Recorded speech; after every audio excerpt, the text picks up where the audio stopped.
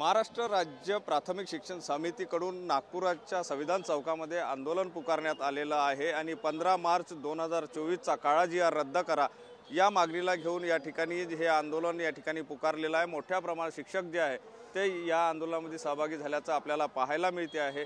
एकंदर म्हणजे त्यांच्या काय नेमक्या मागण्या आहे हे जाणून घेण्याचा प्रयत्न करूया।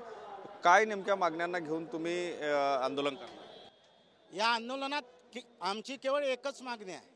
15 मार्च 2024चा संच मान्यतेबाबतचा जो काळा जी.आर. आहे तो रद्द झाला पाहिजे, ही एकमेव मागणी आमची या आंदोलनात आहे।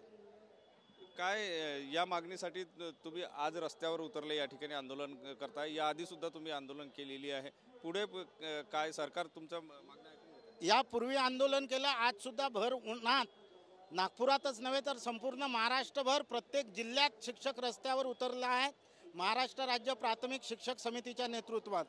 आज जर शासनाने आमच्या मागणीची दखल घेतली नाही तर यापुढे यापेक्षा अधिक तीव्र आंदोलन आम्ही करणार आहोत। नक्कीच जर शासनाने आमच्या मागण्यांकडे लक्ष पुरवलं नाही तर यापेक्षा तीव्र आंदोलन करावं लागेल।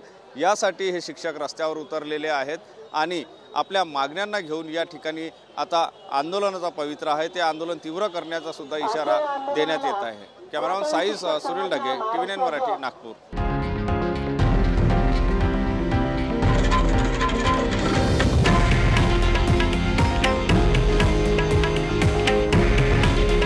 हे आहे देशातील नंबर 1 न्यूज नेटवर्क आणि आपण पाहत आहात TV9 मराठी।